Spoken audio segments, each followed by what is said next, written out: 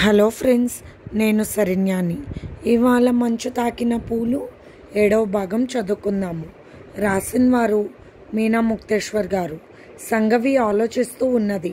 తనపై అఘాయిత్యం జరిగిందన్న బాధతో జీవన్ వేరొక అమ్మాయితో జీవితాన్ని పంచుకుంటున్నాడు.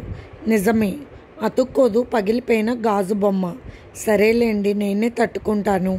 నా బిడ్డను జాగ్రత్తగా చూసుకోవాలి. మీ మనసు మారాకే నన్ను స్వీకరించండి అని తన మనసులో అనుకుంటున్న మాటలు ఆమె హృదయంపై ఉన్న జీవన్ చేతితో తన కళ్ళు తుడుచుకుంటూ అనుకుంటూ ఉన్నది సంఘవి. అలాగే నిద్రలోకి జారిపోయింది సంఘవి. నిజంగా ఒక ఆడదానికి పెళ్ళైన తర్వాత ప్రేమ పంచే భర్త పక్కన ఉన్నంత భరోసా మరొకటి ఉండదు. హాయిగా నిద్రపోయింది. సంఘవికి జీవన్ పలకరించగానే మనసు పులకరించిపోయింది. జీవన్ తప్పు చేస్తున్నాడని కూడా ఆమె కనిపెట్టినా కూడా అడగలేని దుస్థితిలో ఉన్నది. నిద్రపోతున్న సంఘవిని ప్రేమతో దగ్గరకు తీసుకున్నాడు జీవన్. ఎందుకో మొదటిసారిగా అతనిలో కలిసిపోవాలి, కరిగిపోవాలని ఆశగా ఉన్నది సంఘవికి. ఎంతో ఆనందంతో జీవన్ ముద్దులు పెడుతుంటే సంతోషపడిపోయింది సంఘవి. భర్తకి ఇష్టమైనట్టుగా నడుచుకుంటుంది. మైలపడిపోయిన తన శరీరం పునీతం అవుతున్నట్టుగా భావించింది సంఘవి. భర్త స్పర్శ పవిత్రమైనదన్నట్టుగా భావన కలిగింది. ఆనందంతో పొంగిపోయింది సంఘవి. రామపాదము సోకిన రాయి, అహల్యగా మారిన కథలు చదువుకున్న చక్కటి మనసున్న అమ్మాయి సంఘవి. ఈ భారతావనిలో సంప్రదాయ సిద్ధంలో పెరిగిన సంఘవి లాంటి అమ్మాయి మనసు ఒక్క క్షణం అంతలా ఆనందపడింది పూర్తిగా సంఘవిలో. ఇమిడిపోయిన జీవన్ ప్రేమ అమృతం చిలకించినట్లయింది సంఘవి మనసులో. ఇక తనకి జీవితానికి ఏ ఇబ్బంది లేదు. తను ఎంతో సంతోషంగా ఉంటుంది. గాయపడిన మనసుకు చికిత్స చేస్తారు తన భర్త. ప్రేమతో ఎటువంటి బాధ కలిగిందో అటువంటి ఆనందంతోనే చికిత్స జరుగుతుందన్నది వాస్తవం. ఒక్కసారిగా మెలకువ వచ్చి చూసింది సంఘవి. గుర్రు పెట్టి నిద్రపోతున్నాడు జీవన్. అంటే తనకు వచ్చింది కల. అవును, భర్త తనను ప్రేమగా పలకరించేసరికి తన మనసుకి ఎంతో ఆనందం కలిగింది. ఆ ఆనందంలో నిద్రపోయిన తనకు ఒక చక్కటి కల వచ్చింది. ఇంత జరిగిన తర్వాత ఏదో రకంగా నా భర్త ప్రేమను పొందడానికి ఓర్పుగా ప్రయత్నిస్తాననుకుంది సంఘవి. అమ్మా నాన్న సంతోషంగా ఉండి ఉంటారు. నేను ఇక్కడికి వచ్చేసాను. కానీ వారికి నిజం తెలియకపోవడం ఎంతో మంచిదయింది. తమ్ముడికి చెప్పాలి, మీ బావగారిలో ఏ మార్పు రాలేదు, నేనే పొరపాటు పడ్డానని అంటూ ఆనందంగా ఆలోచిస్తూ ఉంది. తన పొట్టను ఆనందంతో తడుముకుంటూ, నువ్వే మార్చాలిరా మీ నాన్నను, నీ ప్రేమతో అమ్మను నాన్నను కలపాలి నువ్వే. నాకు తెలిసి నేను ఇలా అపవిత్రంగా అయిపోలేదంటూ మళ్ళీ జరిగిన విషయాన్ని తలుచుకొని వెక్కి వెక్కి ఏడ్చింది సంఘవి. ఎంత మర్చిపోదామన్నా మర్చిపోలేకపోతున్నాను. ఆ రోజు రాత్రి అమావాస్య చీకటిలా నా జీవితాన్ని ఒక చీకటి తెర కమ్మేసింది. ఏమిటిది, నేనేం పాపం చేశాను భగవంతుడా అని బాధపడింది సంఘవి. అలా ఏడుస్తూ ఉంటే కడుపులో ఏదోలా అనిపించింది. ఏడవనులే నాన్న, నీకు నాపై బాధ్యత ఉంది మీ మావయ్యలాగా అంటూ ముద్దుగా తన పొట్టను తడుముకుని, ఆ రోజు అటువంటి దుర్ఘటన జరగకపోతే ఈరోజు ఇది ఎంతో పెద్ద పండగ లాంటి విషయం. నీ రాక మా జీవితంలో ఆనందపు వసంతంలా ఉండేది నాన్న. జీవన్ తండ్రి కాబోతున్న నిజమైన ఆనందాన్ని అతన్ని కళ్ళల్లో చూడగలిగేదాన్ని. తల్లి కాబోతున్న ఆనందాన్ని తల్లిగా పూర్తిగా స్వీకరించలేకపోయినా నా దుస్థితి ఎవ్వరికీ రాకూడదు. మీ మావయ్య మాత్రం ఆనందంగా ఫీల్ అయ్యాడు నాన్న. నువ్వు పుట్టాక మీ మావయ్య పార్టీ చేరిపో. అలా అందంగా బిడ్డ గురించి ఆలోచిస్తూ అలాగే కళ్ళు మూసుకుని నిద్రపోవడానికి ప్రయత్నించింది సంఘవి. ప్రతిరోజు తాగి వస్తున్నారు. ఎందుకనో ఈ పాడు అలవాటు. ఈయనకి ఎలా అలవాటు అయ్యింది? ఇదంతా నాకు జరిగిన ఈ ఘోరం వల్లే కదూ అని భర్త వైపు చూసి మరొకసారి బాధపడింది సంఘవి. నిజానికి ఇష్టం లేకుండానే ఆ స్త్రీతో జీవితం పంచుకుంటారు. నాపై ఉన్నంత ప్రేమ నువ్వు ఎలా చంపుకుంటారని భర్త నుదిటి మీద చేతితో నిమురుతూ జీవన్ ముఖం వైపు అలాగే చూసింది. ఎందుకను ఈ దుర్ఘటన జరిగిన తర్వాత ఆయన మెలకుగా ఉన్నప్పుడు ఆయన మీద చెయ్యి వెయ్యాలంటే భయంగా ఉంది. నాలోని స్త్రీ మనసుకు భర్త వైపు చూస్తూ మీలాంటి అబ్బాయి పుడతాడు, లేకపోతే అమ్మాయి పుట్టాలని మురిసిపోతూ కళ్ళు మూసుకుంది సంగవి. తెల్లవారు 5:30 గంటలయ్యింది. సరస్వతి గారు బయట చూసి పోనీలే భార్యాభర్తలు ఇద్దరూ లోపలే ఉన్నారు. ఎందుకనో తల్లైన తర్వాత భార్యను అంత ప్రేమగా చూస్తున్నట్టు లేదు జీవన్. చెప్పాలి కోడల్ని ప్రేమగా చూసుకోమని, అప్పుడే పుట్టిన బిడ్డ ఆరోగ్యంగా ఆనందంగా ఉంటారని చెప్పాలి అని ఆలోచిస్తున్న సరస్వతికి పెద్ద శబ్దం ఏదో కేకలా వినిపించింది. ఏమైంది అనుకుని అటు పెరటి వైపు వెళ్ళింది సరస్వతి. అక్కడ కింద పడి గిలగిలా కొట్టుకుంటూ ఉన్నది సంగవి. ఏమైందమ్మా సంగవి అంటుంటే ఆ నొప్పికి తట్టుకోలేక తెలియడం లేదు అత్తయ్య, ఎటు నుంచి ఎటువైపు పాకుతుందో నొప్పి తెలియడం లేదు, బాత్రూమ్కి వెళ్ళాలనిపించి వచ్చాను, బయటకు అబ్బా అంటూ గిలగిల్లాడిపోతూ ఉన్నది సంగవి. సంగవి ఏం జరిగింది నీకు అంటూ జీవన్ని లేపడానికి వెళ్ళబోయింది. అత్తయ్య నాకు భయంగా ఉంది, నా చేయి పట్టుకోండి, నొప్పి భరించలేకపోతున్నానంటూ గిలగిల్లాడిపోయింది సంగవి.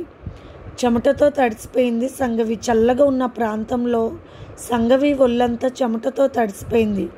భరించలేని బాధగా ఉండమ్మ ఇప్పుడే వస్తానంటూ వెళ్ళిపోతున్న అత్తగారి చేతిని పట్టుకుని వినిపించుకోకుండా అలాగే గిలగిల్లాడింది సంగవి. సరస్వతి గారిలోని తల్లి మనసు వెలువెల్లాడిపోయింది. ఏమైంది తల్లి అంటూ సంగవి తల్లను తన ఒడిలో పెట్టుకుంది. ఒక్కసారిగా నొప్పి రావడంతో సంగవి బట్టలు రక్తసిక్తం అయిపోయాయి. అత్తయ్య నెలసరి వచ్చినట్టుగా ఉన్నది అంటూ అప్పుడు మాట్లాడగలిగింది సంగవి.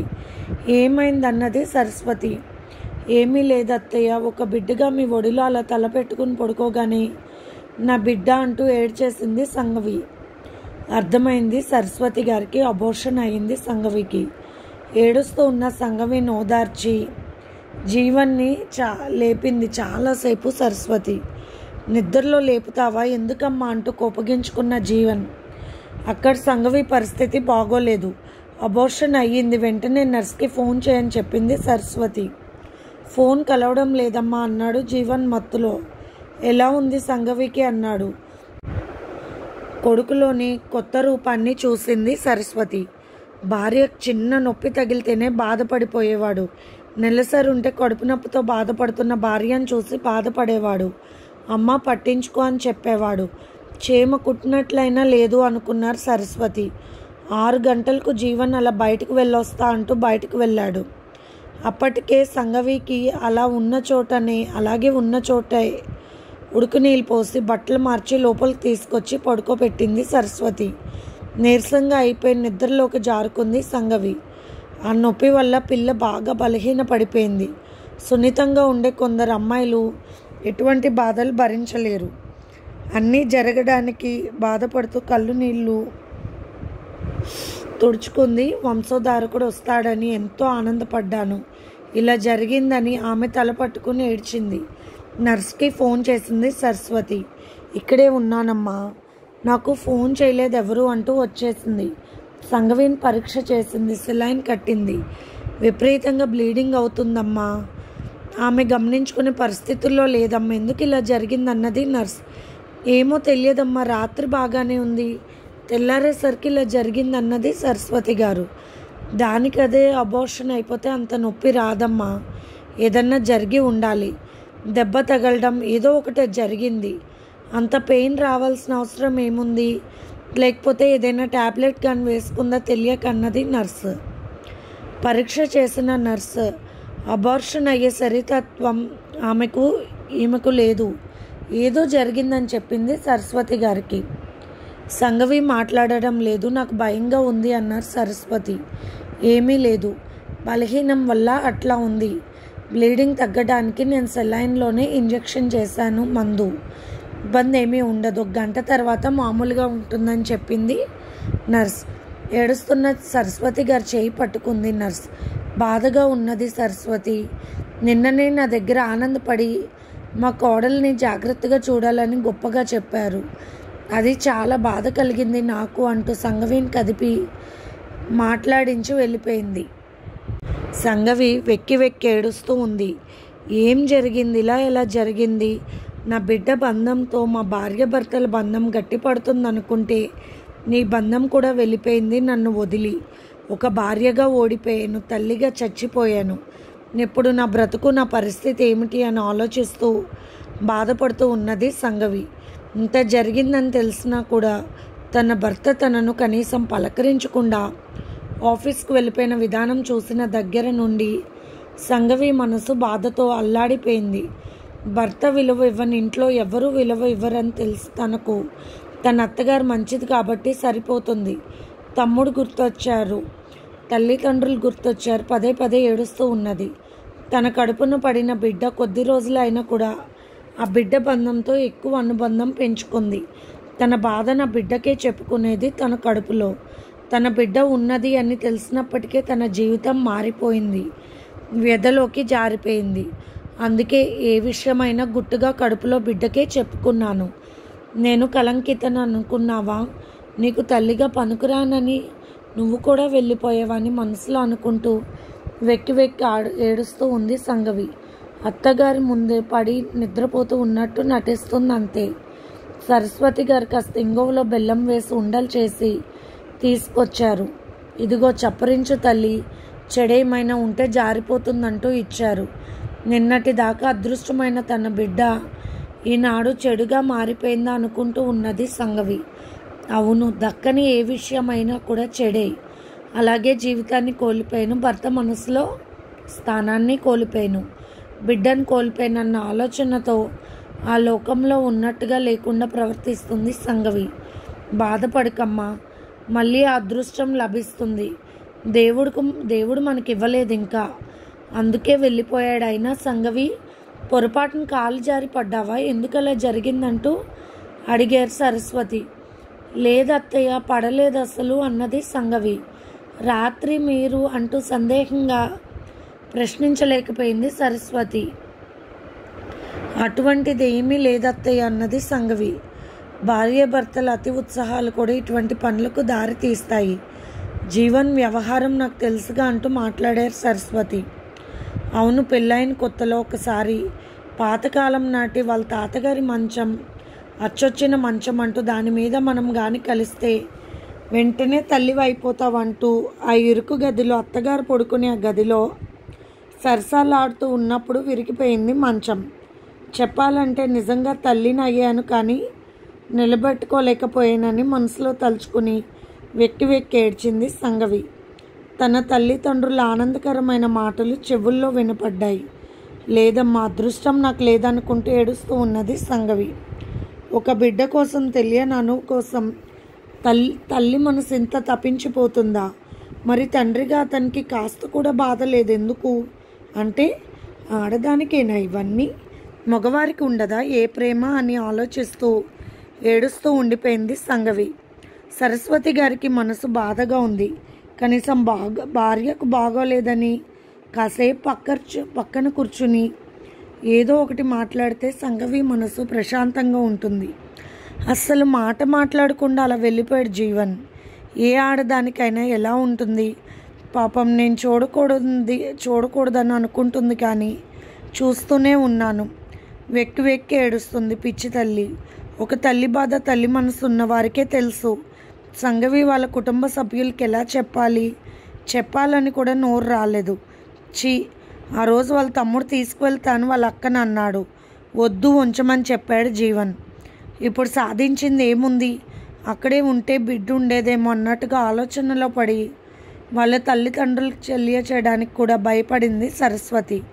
అవును, అత్తగారి ఇల్లంటే ముందు అత్తగారి మీదే అనుమానం వస్తుంది ఎవరికైనా. కానీ నేను అటువంటి దాని కాదు. దిక్కులేని ఒంటరాడదానిగా అందరిని ఎదురించి ఈ జీవన్ని కడుపులో మోస్తూ ఎన్నో తిప్పలు పడ్డాను సంఘవి నేను అంటూ ఆమె గతకాలాన్ని గుర్తు చేసుకుని ఏడుస్తూ ఉన్నారు సరస్వతి. ఆ ఇల్లు శోకామయంగా మారిపోయింది. పైకి లేవాలనుకున్నా లేవలేకపోయింది సంఘవి. నా ప్రాణం ఏదో వెళ్ళిపోయినట్లు అనిపిస్తుంది. ఒళ్ళంతా గాలిలో తేలిపోతుంది. ఎందుకు ఇలా ఉంది అనుకుని కూర్చోపడిపోయింది సంఘవి. సరస్వతి గారు వంట చేస్తూ గతకాల ఆలోచనలతో కళ్ళు తుడుచుకుంటూ ఆమె ఒక శోక దేవతగా ఉన్నది. సంగవి చిన్నగా ఓపిక చేసుకుని పైకి లేవబోతూ పడిపోయింది. శబ్దం వచ్చేసరికి పరుగున వచ్చింది సరస్వతి. ఎందుకమ్మా, నన్ను పిలవచ్చు కదా అంటూ కళ్ళు తుడుచుకుంటూ ఉన్న అత్తగారి వైపు చూసి, అమ్ము కళ్ళు ఎర్రగా వాచిపోయి ఉన్నాయి. చాలా బాధపడుతున్నారు నా మూలంగా అని సంగవికి దుఃఖం ఆగలేదు. జాగ్రత్తగా సంగవిని వాష్రూమ్కి తీసుకొచ్చారు సరస్వతి గారు. ఆ రోజు సాయంత్రం వరకు కాసేపటికి ఏదో ఒకటి పెడుతూ సంగవిని ఓపిక వచ్చేలాగా చేసి పైకి లేపారు సరస్వతి గారు. అత్తయ్య, మీ మనసును విపరీతంగా బాధ పెట్టినట్లు ఉన్నాను. మీరెందుకో చాలా బాధగా కనిపిస్తున్నారు. నేను వచ్చాక మీ ముఖంలో ఏనాడు చూడని బాధను చూస్తున్నానంటూ బాధపడింది సంగవి. లేదమ్మా, చెట్టుకు కాయలు కాస్తూ ఉంటాయి. అన్ని కాయలు పెరగవు కదా, కొన్ని పిందెలుగా రాలుతూ ఉంటాయి. వాటి కోసం చెట్టు బాధపడితే మిగిలిన కాయల పరిస్థితి ఏమిటి చెప్పు అంటూ నవ్వుతూ నీకు మంచి జరుగుతుందన్నారు సరస్వతి గారు. ఇంతలో పక్కింటి వాళ్ళు పలకరించడానికి వచ్చారు. పక్కింటి బుజ్జమ్మ మాట్లాడుతూ, ఈ రోజుల్లో మొగుడు పెళ్ళాలు ఆనందంగా ఉండాలని కావాలని కూడా అబార్షన్ చేయించుకుంటున్నారన్నది కాస్త వెటకారంగా. సంగవి లాంటి అమ్మాయి మంచి అమ్మాయి సరస్వతి గారు కోడలు అయ్యిందని ఉక్రోషం ఆమెకు. అటువంటి పద్ధతులు మాకు లేవమ్మా, మా కోడలు అటువంటిది కాదు అన్నారు సరస్వతి గారు గట్టిగా. అది కాదు, లోకారీతి అన్నాను అంటూ ఆమె మళ్ళీ ప్లేట్ ఫిరాయించి, అందుకే కడుపుతో ఉన్న ఆడపిల్లకు పుట్టిల్లే శ్రేయస్కారం అంటారు. అత్తింట్లో జరగవు కదా, అందుకే ఏదో పొరపాటుగా పనులు ఎక్కువ చేసి ఇలా జరిగే ఉంటుందన్నది మళ్ళీ ఆవిడ. అలాంటిదేమీ లేదండి అన్నది సంగవి. ఏదైనా జరిగినప్పుడు అవసరమైన మాటలు మాట్లాడేవాళ్ళు సూటిపోటి మాటలతో సతాయిస్తూ ఉంటారు ఆడవాళ్ళను. ఆడవాళ్ళే అసలైన దొంగలు తప్పించుకునే సులువైన దారులు మన ఆడవాళ్ళ నోట్లోనే ఉన్నాయి అన్నది ఒక్కోసారి నిజం అనిపిస్తుంది. అయ్యో, చాలా నీరసం అయిపోయింది పిల్ల, మీకు అన్నీ తెలుసు కదా సరస్వతి, అన్నీ ఇచ్చావమ్మా అంటూ పలకరించారు బామ్మగారు. ఆప్యాయతతో చూస్తూ అడిగిన బామ్మగారి మాటలకు సరస్వతి గారికి సంగవికి కళ్ళ నీళ్ళు వచ్చాయి. బామ్మగారు సంగవి వైపు చూస్తూ, బాధపడుకు పిచ్చి పిల్ల, నాకు నీ వయసు కన్నా చిన్నప్పుడే ముందులో 4 సార్లు అబార్షన్ అయింది. అయినా కూడా ఊరుకుంటానా? తల్లిని అయ్యాను. 5 బిడ్డలకు తల్లినప్పుడు భగవంతుడు ఇస్తూ ఉంటాడు. ఆ గంగమ్మకున్న శాపంలో బిడ్డలందరినీ నీటిలో కలిపేసింది కదూ, అదొక్కొక్కరికి కొడుతుందంటారు. అలా ఉంటుంది, అంతేగాని ఇది మన తప్పు కాదంటూ చక్కగా చెప్పారు. నాకు పని ఉందంటూ బుచ్చమ్మ వెళ్ళిపోయింది మూతి తిప్పుకుంటూ. ఏదో ఒకటి తను తెలియక అనుకున్న ఆ విషయం నిజం అయిపోవాలి, అందుకోసం చూసేవాళ్ళు నమ్మేలా నోటుకు వచ్చినవి ప్రచారం చేసేస్తారు. ఇటువంటి వాళ్ళు వారి మాట గెలవడం కావాలి. అసలు జరిగిన నిజం అక్కర్లేదు. కాలం మారినా కూడా ఆలోచన విధానాలు మారడం లేదు. ఏదైనా ఒకటి జరిగితే నిజాన్ని గుర్తించేవారెందరూ? సుఖాలే కావాలనుకున్నవాడు సుఖపడుతూ ఆనందంగా చేయాల్సిన పనులు చేస్తూ తప్పించుకుంటూ ఉంటారు ఈ సమాజంలో. ఒక ఆడది అయ్యుండి పక్కింటి ఆమె మాటలు ఒక ఆడదిగా పుట్టిన వరుణ కూడా ఈనాటి సంగవి మనసులోని బాధకు కారణాలు. ఇటువంటి సమాజంలో సరస్వతి కూడా ఒకానొక కాలంలో బతికింది కేవలం తన కడుపులో బిడ్డ కోసం మాత్రమే. అదే కడుపులో బిడ్డ ప్రేమతో జీవితాన్ని చక్కబెట్టుకోవాలి అనుకున్నది సంగవి. కానీ సరస్వతి గారు ఆనాడు ప్రేమతో అన్ని బాధలు పడి కాపాడుకున్న బిడ్డ జీవన్ ఈనాడు సంగవి కడుపులోని బిడ్డను మింగేశాడు. ఇది నిజం. సంగవి గమనించలేదు భర్త చేసిన దారుణాన్ని.